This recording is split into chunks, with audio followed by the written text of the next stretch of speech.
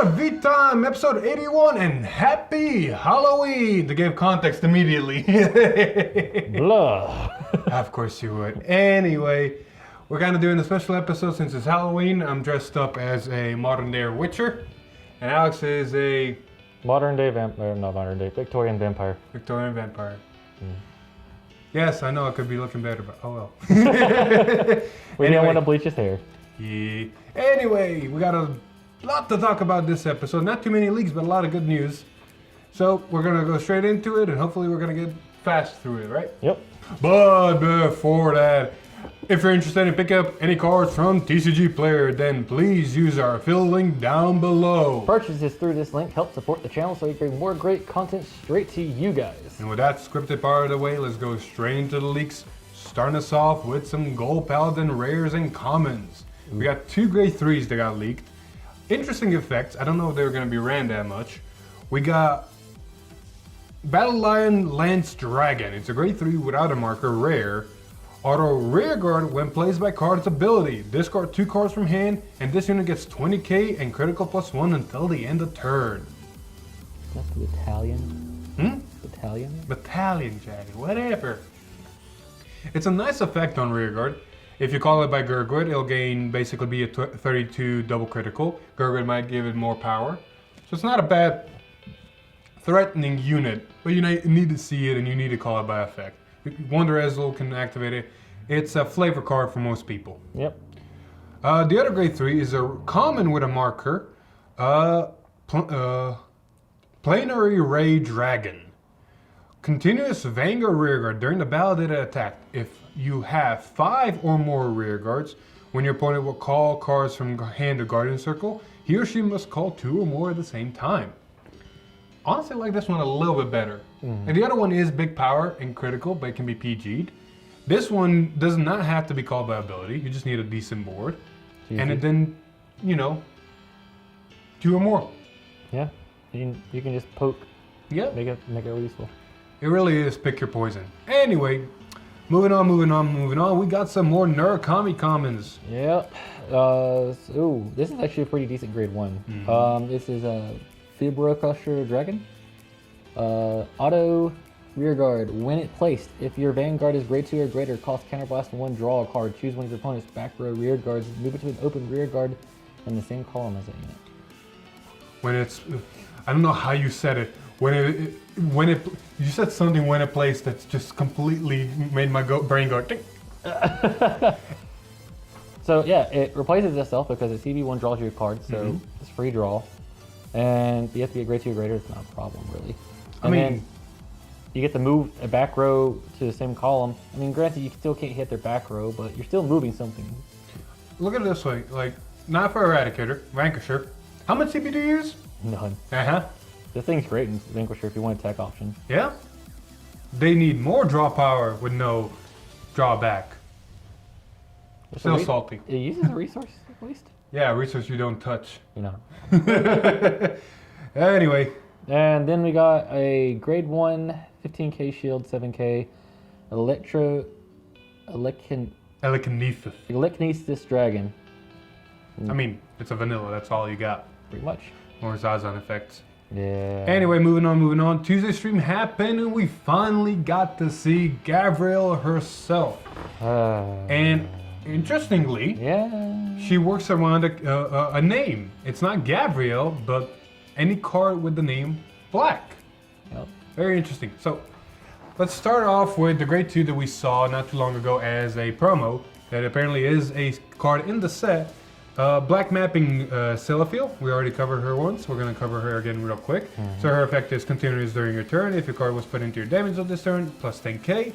And then auto Vanguard rearguard when placed, soul blast 1, and heal a card from your damage zone. If you healed 1, deal 1 damage to your Vanguard and then hard once per turn. You get power, gives you an extra drive check. Yeah, pretty much. That's pretty much it. But you want those extra drive checks, and you want a Vanguard that has the word Black in it. Example, another grade 3 support card for Gabriel. Black Observer Hemil. Very nice grade 3 because it has 2 abilities.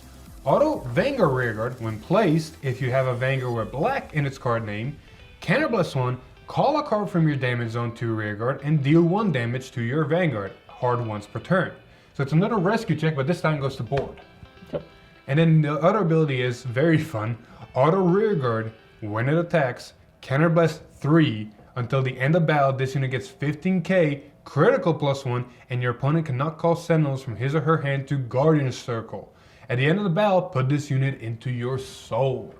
So it's a it's a freer, easier to do hospital. Yeah. Very strong. Note that the guard restrict does not require it to have to be in this deck. You can run it just as a guard restrict in any Angel Feather deck. Pretty much. And gives you a good soul resource. The rescue check is black specific, so her, the grade 2 Gabriel. But yeah, Sentinel can be anywhere. Speaking of Gabriel, Black Shiver Gabriel, of course, has the protect marker and has 2 abilities that did not meet our expectations. Continuous Vanguard. During your turn, if a total of 3 or more new cards were put into any player's damage zone this turn, all of your front row units get 10k. Oh, that's a baby for sure. Yeah, not wrong. Act Vanguard. Once per turn, counterblast 1, soul blast 1, return a card from your damage zone to your hand, put a card from your damage zone on the bottom of your deck, and deal this unit 2 damage. Perform damage checks. One question. Yeah. Why was this not a non-attack skill? Yeah, this would have been great on attack skill. Honestly, the fact that looking at these 3 cards, we can already speculate this is not multi-attack. You only get 3 attacks in a turn. Granted, those attacks can be decently big, like 10k to front row. The grade 3 gains 15k on their own. The grade 2 gains 10k on their own. You can probably put some boosters that are decent. You can get some decent numbers, but the fact of the matter still stands, it's only 3 attacks. Yeah. In a meta where anything and everything has at least 4, 5, or 6 attacks. Yeah. And even the guard restrict doesn't help. You gotta be a dangerous damage for the guard restrict to even matter. So you gotta rush early, which the Angel Feather can do to an extent, but at the same time, it's like, And then you also have to make sure you take 3 damage, which means you're already halfway about dead. Yeah. By the time you can even use it, if it would even try to close out again. And if you're running heal triggers and you're at 3 damage, you're doing minimum 3 rescue checks. And now you gotta hope you don't hit a heal and heal out of your, Sentinel restrict cost. Yep. It's a very finicky deck to play. It definitely takes the right type of player. It's not too bad, but compared to everything else, it's kind of very disappointing. Like, I wish it did a non-attack. I really did. Yeah, it could have easily just said on attack, do this, and instead of going to your hand, call it to rear guard. And anybody who watched the video, yes, I was very unlucky. 15 or so drive checks and 1 trigger got hit. Very great. Yeah. Okay, not drive checks, trigger checks in But that general. also shows you the downside to this deck. Like compared to something like Susanoo, which is very close to it. Susanoo can, manipulate the top cards of your deck to where you can almost guarantee that you're going to get those checks off. Yep. Whereas this one still relies on you like normal drive checking in a sense. For anybody wanting to build this deck, I have one good piece of advice. Trigger lineup, you can do 12 crit, 4 heal, or you can go complete 16 crit, or throw draw triggers in, or whatever. One thing I do want to specify, try to find good shuffle effects. The grade 3 Searcher is one of the best cards in here for the simple fact that Gabriel puts stuff on the bottom of the deck, so you can probably put your triggers back or something. You want to then shuffle your deck, otherwise they're going to stay on bottom. So any and all shuffle effects are going to be almost key in this deck. So take that with a grain of salt.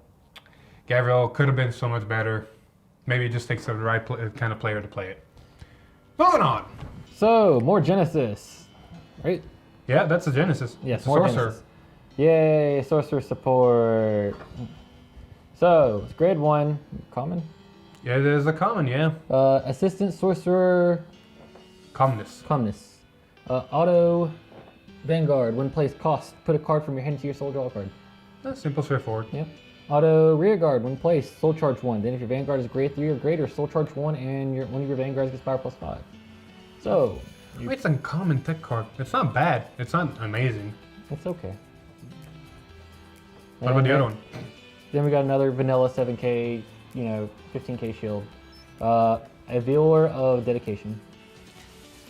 I mean, everybody apparently is getting these. Yep. Or we're seeing vanillas here at the end. Surprised we haven't started seeing the double crit. I know, right? A double crit? The grade 2s with 2 crit. and Oh, 3K. yeah. I think we already got them. That's why I'm not seeing them. Oh yeah, Narukami already has their. Regardless, we're moving on to Gold Paladin, sorry, not Royal. Gold Paladin's turn of getting the whole common in the vanilla. And in this case, it's Knight of Inspiration, Lulach. Auto Vanguard, when placed, discard a card from hand and draw a card. We've seen this effect multiple times. It's not bad going second. Auto Rearguard, when your grade 3 Vanguard is placed during your main phase, put this unit into your soul and countercharge 1. This is Ezel support if I ever seen it. Gurgurt can do this. Bluish Flame can do this. Aggravating cannot do this. The only cards that can do this are Ezel and Pelennor. Going back to the Genesis grade 1, technically its first ability, the on-ride to put a card into your soul and draw, would be really good in Himiko because you can put your crits in. Yep.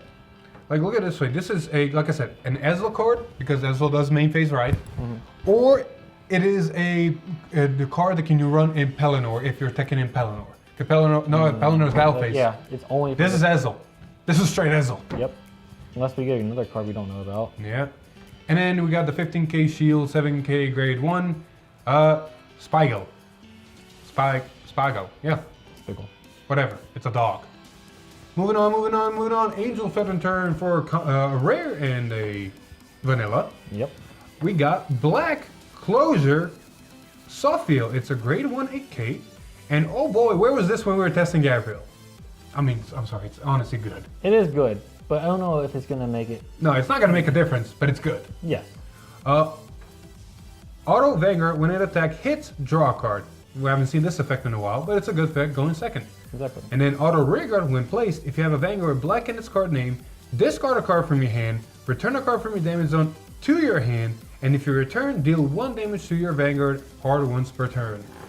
It's an amazing card because there's one simple fact that I realized in Gabriel. You ride Gabriel, you use the grade 3 to call something from your damage zone and do a rescue check. You probably call the grade 2 or either or the grade 2s to also do a rescue check, so that's 2. You use Gabriel, that's 4. You can do 5 rescue checks, but then you gotta put a grade 2 in your back row and it's not doing anything. This is the 5th rescue check that can do something in the back row. Boost. Yeah.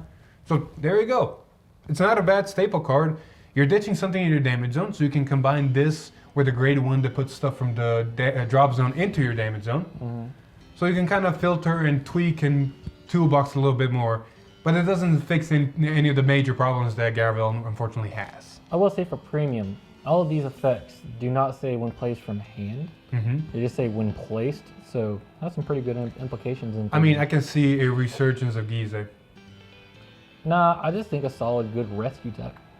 You have Sir. all these good effects that can call. This just needs a Black Vanguard. Yes. Herself, the grade 2, and Gabriel. You just run this and do all these damage checks.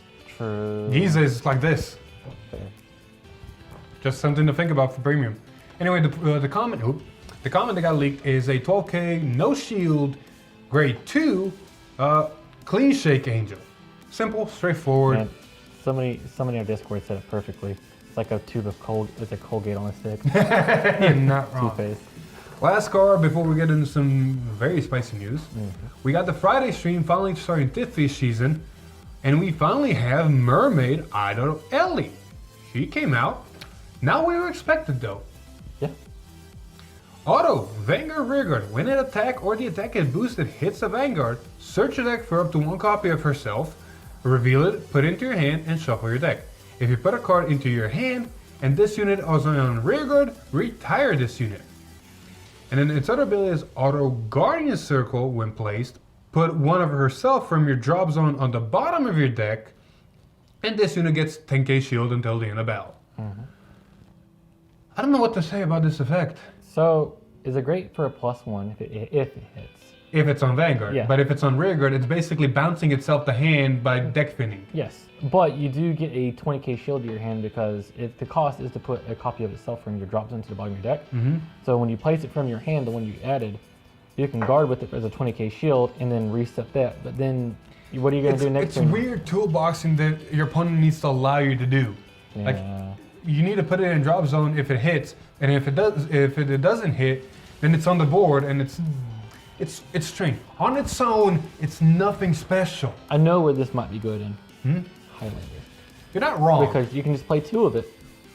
and it filters out the other and goes, and you can guard and it puts back a normal unit, so you have more of one copy in your deck. I guess, but honestly, until we see more Titfish, this on its own is nothing special. Yeah. Maybe some of the other support, because this is double. Maybe the other support is gonna help it. But right now, it's like, Yeah. Anyway, that was it for the leaks, actually. Yeah. Pretty tame week. Anyway, real quick, if you're interested in purchasing any of the cards we just covered, please check out Triple Sleeve TCG, link in the description. They got great deals on clan splits, cases, singles, whatever you want for Vanguard needs. Check them out. Yep. And with that scripted part of the way, let's go straight into the news. For the next 2 streams, Tuesday's stream actually has no leaks from what we can tell. Instead, they're going to be leaking the rest of special Clan Selection Vol.2 in the sense of what boss units we're getting. And we'll talk more about that here in a minute. Exactly. Me saying the rest means they cover the first Vol.1, which we're going to cover here in a bit. But for Friday, they announced we're going to be getting Top Al Aqua on Friday's stream. So we're going to see what that one does. I think that was a box topper, isn't it? Something like that, I think. Maybe in the side. Not 100% sure, but it's Titfish, so not too much caring. Anyway, this is what I wanted to talk about. Oh boy, Clan Selection Vol.1, they decided on Tuesday's stream to show all the boss units, the remaining 9 we haven't seen. And oh god, we got surprised. So, we're gonna go from the top, and hopefully I can fit all of them here, and if I can, I'll figure something out. So we're gonna go from the left to the right. You 3, my 3, you 3, my 3. Or, Okay. Actually, let's do 1-1. Okay, that works. Starting from left to right. Yes. First, we got Seraph, Ader, Shin, Malekuth, Malekith. Ah. I mean, we talked about you're probably going to get support for him, and we're right. I mean, it was either Celestial, this, or something else from Angels. I'm actually glad it was this, because that card needs some help. Yep. Then we got 6 Flowers of Phantasm, Shiryuki. Ooh, boy, howdy. Hopefully it's not relying on the original Shiryuki, because it's going to be really hard to pull off. If it's relying on, it might be, because we're also going to talk about the reprints. They also announced most of the reprints for all these clans, so we're going to just pop the picture later. But the reprints for Murakumo are the Shiryuki Grade 2 in 1. My prediction is that this Shiryuki is going to be a Vanquisher in the sense of share the name, and they might honestly unrestrict the old Shiryuki because of this. Because like you said, if you gotta have one copy of that one, what's the point of even doing this? I'm going to say no, because if they do that, and it is like Vanquisher, and it works on rear guard, then cool. Then that means you can use any of the Yasues to go grab the original out of your deck since it's on the rear guard. True. So we'll see how they treat it. We'll see. Next one. Ooh, Mr. Time Leap. I am so sorry. I am very sorry for... They changed his name. Oh no. Interdimensional Dragon, Time Reaper Dragon. At first we thought it was Time Leaper. And everybody was excited, especially Mr. Time Leap. I am so sad for the man. Oh no. It's still cool, but it's not Time Leaper. In my opinion, I think this is going to be the most underdog one of all of them. For the simple fact that almost every gear deck generically can go into grade 4s, and if this is a grade 4, any of the gear decks can use this. Oh hell yeah, this is gonna be interesting. Anyway, moving on. Yes. We got Maiden of Stand Peony. I want to mention he's wearing contacts, so he's half blind still. Yeah. So ignore me like leaning in. Yeah, so Maiden of support in a sense.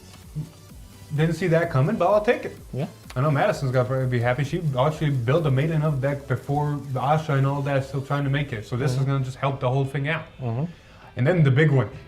We called it. We called it. We called it. Spectral Duke Dragon. I'm a little disappointed in his art, but I'll still take it. I like it. I like these. The old one was fucking better. Yeah. Oh yeah, the original was so detailed but I'll take the fact that we're getting Spectral Duke back. Yes. Next. Next we got Light Battle Dragon Gigantoblazer. I want to say this was a Fighters Collection card. I can't remember. I don't recognize it. I'm taking it regardless. It's probably going to be a quick gate support. Hey man, anything is great when you got your main VR limited to 1. You're not wrong. The last 3, we got Mega Colony, Worm, Toxic Mutant, Venom Stinger. This is a new card. We haven't seen this one at all. It's not a reprint.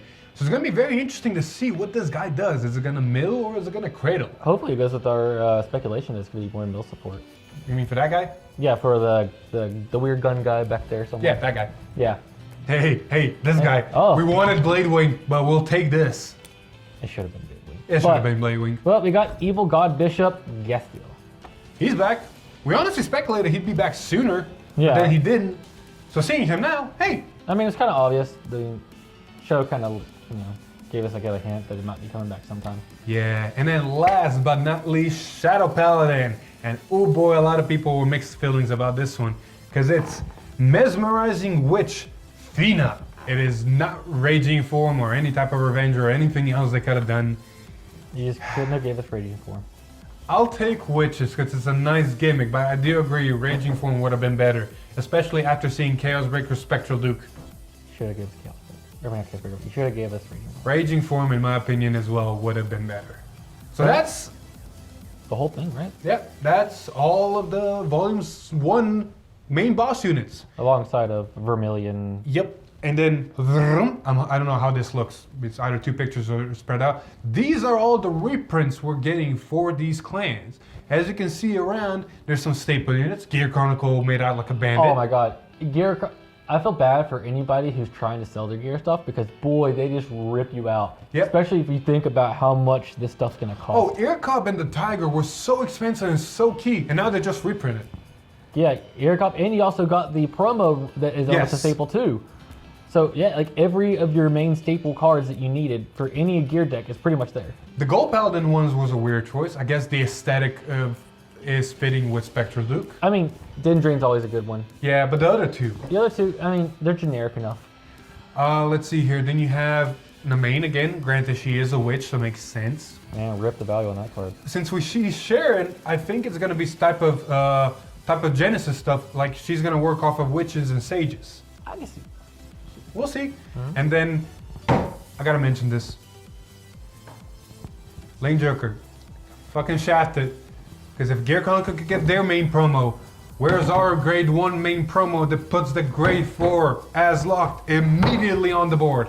I will say this though. Where is it, Bushy? This is Where is it? This is scaring me for the fact that they reprinted the guy that says Omega Lock. Oh yeah, that's a nice hint.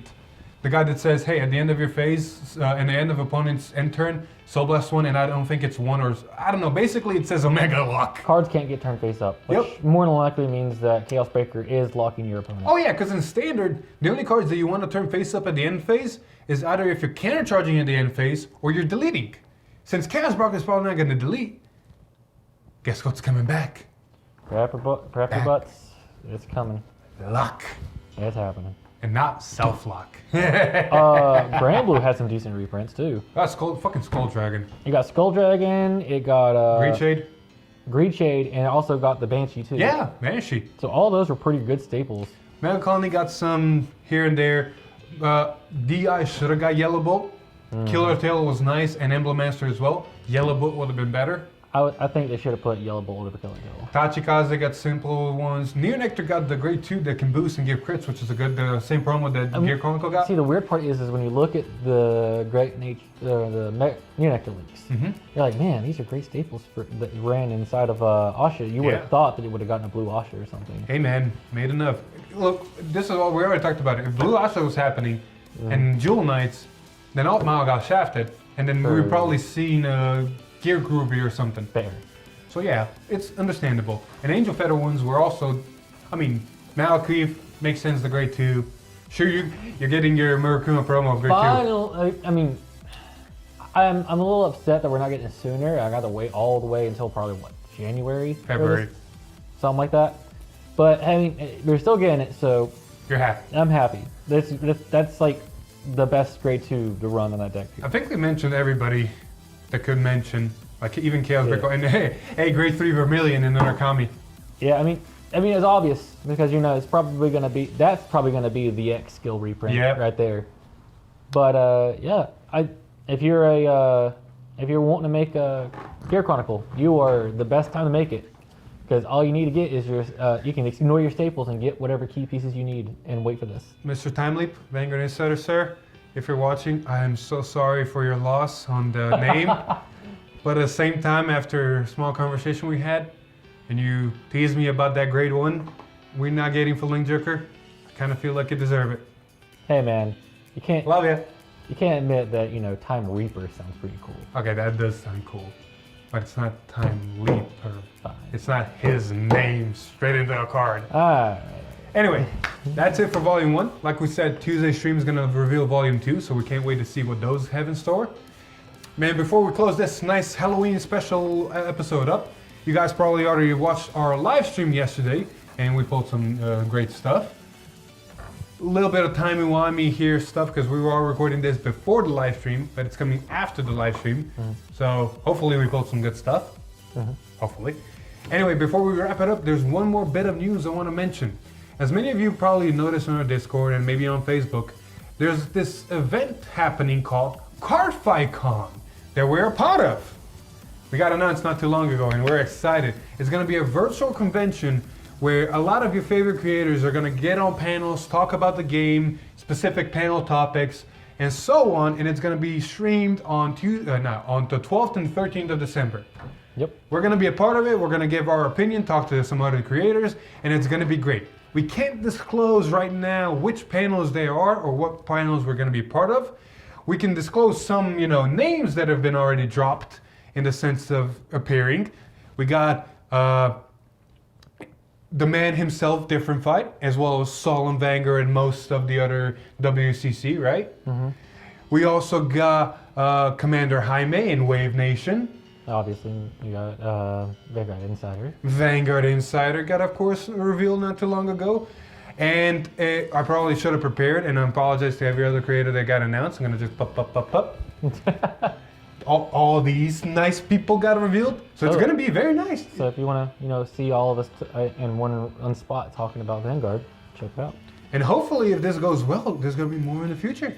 I'm looking forward to it. I'm honestly getting hyped because I can't wait to talk to some of these people, share opinions, and just be a part of all this. Because the process to leading to it, as much as we can't disclose, has been very fun. And you guys are going to love what comes out. It's going to be great. Great things. Yeah. So, with that being said, I think we covered everything. I think that's about it. Oh, you already took over the live stream, right? Yeah. Yeah. Last stream was yesterday. Hopefully it went well. Yeah. We'll see. I don't know. The video was yesterday, but we haven't filmed it yet. Wibbly wobbly timely wimey, if anybody understands that reference. Anyway, with that, we're gonna wrap this episode up here. Episode 81, had a nice Halloween special. Nothing too spooky other than the Gabriel effect. Anyway, with that being said, if you liked the video, please leave a like, share it with your friends, comment down below what you think of our costumes. Who look better, huh? Yeah, he's got more effort. I'll give him that. Anyway, otherwise, if you like what we do, hit subscribe to the channel and ring that bell to get notified. Maybe even follow us on Facebook and join our Discord. But with that, I've been Philip. This is Alex. And we'll see you in the next one. Toss a coin to your Witcher. Fuck.